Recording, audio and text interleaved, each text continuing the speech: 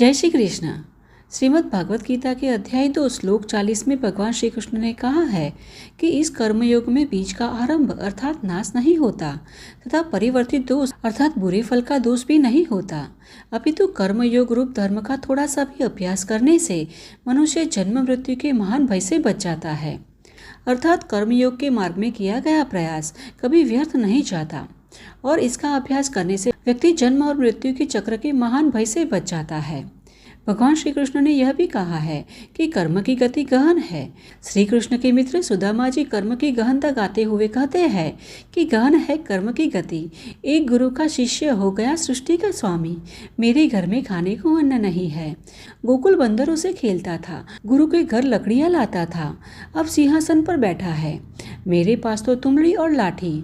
तो इससे यही साबित होता है कि कर्म की गति अनियमित है, क्योंकि जीवन अनियमित है। एक व्यक्ति दुखी क्यों है और दूसरा सुखी क्यों है। इससे भी अधिक आश्चर्य की यह बात है कि चोर, बदमाश, कालाबाजारी करने वाले, रिश्वतखोर सुखी दिखाई देते हैं। उनके पास बंगले, गाड़ी, लाखों रुपये है, जबकि न्याय, नीति और धर्म के साथ पवित्र जीवन जीने वाले लोग दुखी दिखाई देते हैं। इसका क्या कारण है? जब यह संसार में प्रत्यक्ष रूप से दिखाई देता है तो कभी कभी ईश्वर पर से हमारा विश्वास भी डगमगा जाता है। क्या इस सृष्टि के संचालन में कोई नियम या व्यवस्था है या सब कुछ अधर्म में चल रहा है? यह प्रश्न भी उठता है। इसे देखकर हमें कभी कभी ऐसा लगता है कि संसार अधर्म है, किंतु वास्तविकता यह है कि न कोई नियम है न कोई बुराई। इसे सही मायने में समझने के लिए कर्म के नियमों का अध्ययन करना जरूरी है, क्योंकि कर्म का सिद्धांत अटल है। अब देखिए, संसार में शासक के प्रत्येक विभाग को चलाने और नियंत्रण करने के लिए कुछ कानून नियम बने हुए हैं। इसी प्रकार संपूर्ण सृष्टि और अनेक ब्रह्मांडों के प्रबंधक के लिए नियम और कानून है। जैसे सूर्य नियमित रूप से उदय और अस्त होता है, पृथ्वी, तारे और नक्षत्र नियमित रूप से घूमते हैं, वर्षा ऋतु में नियमित रूप से वर्षा होती है, संसार की उत्पत्ति और लय व्यवस्थित है। इसी प्रकार संसार के प्रबंधन और इसे सुचारू रूप से चलाने के लिए भी एक नियम है, और वह है कर्म का नियम। और इसके विषय में भगवान श्री कृष्ण भगवत गीता के अध्याय 2 श्लोक 47 में कहते हैं कि कर्म करने में ही तेरा अधिकार है, फल में कभी भी नहीं। अतः तू कर्म के फल का कर्ता न बन, अर्थात तू कर्म को कर्तव्य बुद्धि से करते हुए फल की इच्छा से रहित होकर तथा कर्म न करने में आसक्त न हो। इसी प्रकार गोस्वामी तुलसीदास जी भी रामायण में लिखते हैं कि कर्म प्रधान विश्व करी राखा, जो जस करे सो तस फल चाखा। इसका अर्थ यही है कि हमारा अधिकार मात्र कर्म करने पर है, क्योंकि कर्म करना हमारे हाथ में है, कर्म से मिलने वाले फल पर नहीं, क्योंकि फल की प्राप्ति कई कारकों पर निर्भर रहती है, जैसे कि हमारे प्रयत्न, भाग्य अर्थात हमारे पूर्व कर्म, भगवान की इच्छा, अन्य लोगों के प्रयास, संबंध, मनुष्य के संयुक्त कर्म, स्थान और परिस्थितियाँ आदि अनेक प्रकार के तत्वों की भूमिका होती है। इसीलिए फल को प्रभावित करने का अधिकार हमारे पास नहीं है।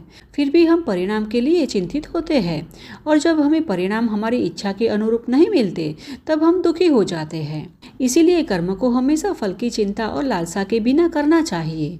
जब आप फल की इच्छा से प्रेरित होकर कर्म करते हैं तो आप कर्म फल के कारण बन जाते हैं, और जब कोई व्यक्ति कर्म फल की चिंता के बिना अपना काम करता है तो व्यक्ति मानसिक तनाव और चिंता से मुक्त रहता है। इसीलिए कर्म न करने की स्थिति में भी आसक्त नहीं होना चाहिए, अपितु पूरी निष्ठा से अपना कर्तव्य निभाते रहना चाहिए। और इसीलिए भगवान श्री कृष्ण अर्जुन को फल की चिंता करने के स्थान पर मात्र शुभ कर्म करने पर अपना ध्यान केंद्रित करने का उपदेश देते हैं। वास्तव में जब हम परिणाम की चिंता नहीं करते तब हम अपने प्रयासों पर पूरा ध्यान केंद्रित कर पाते हैं, जिससे परिणाम भी पहले से अधिक उत्तम होते हैं।